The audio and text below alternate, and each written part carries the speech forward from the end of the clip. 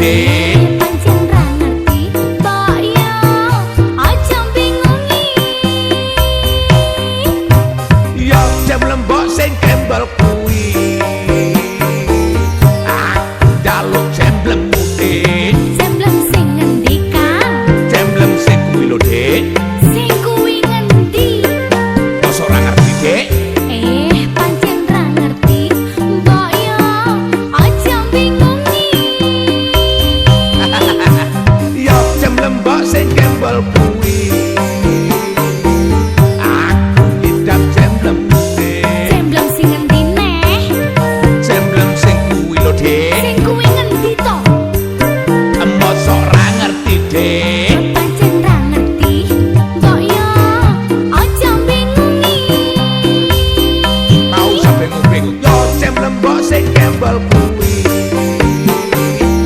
Aku njaluk jemblem Dek. Semblem sing ngendi maneh Mas? Jemblem sing kuwi lho Dek. Sing kuwi ngendi? Mosok ora ngerti Pancen Dek. ora ngerti, mbok yo aja bingungi. Mosok bingung Dek. Yo jam lembok sing kembal kuwi.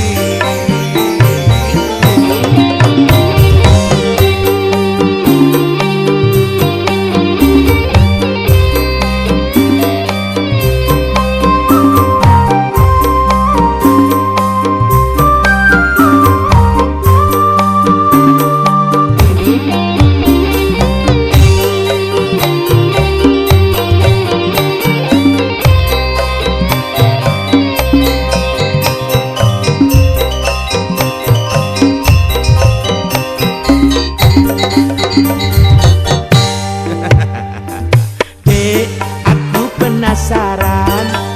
Apa ya tenan kowe dodolan jajan? Nyawang kowe sing bakul jajan. Mesti wae jajanmu ya enak tenan. Mas, kuwi pancen bener Mas. Tapi mengkari siji jenenge jemblem. Jemblemku jembleme super.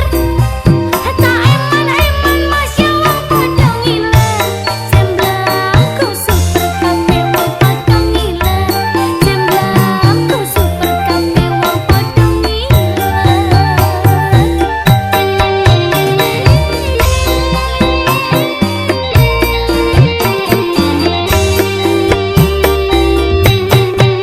Saiki ne aku kepikiran.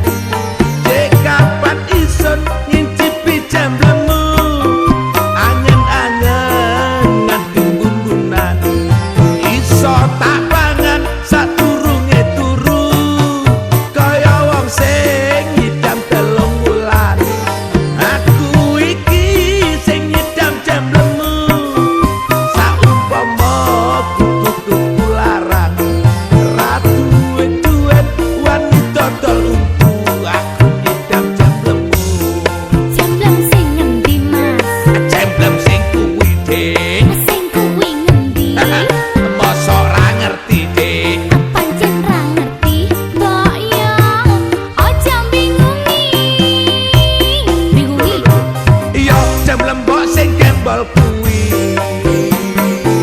Aku njaluk jemblem Dek. Jemblem sing ngendi Mas? Jemblem sing kuwi. Sing kuwi ngendi? Mosok ora ngerti.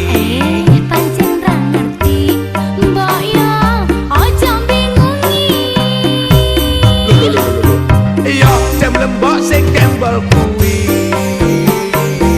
Aku ngidam jemblem. Walah, jemblem sing ngendi maneh Mas? Jemblem sing kuwi lho Dek. Sing kuwi ngendi? Mosok ora ngerti Dek. Pancen ra ngerti, mbok yo aja bingungi. Yo jemblem mbok sing kembal kuwi.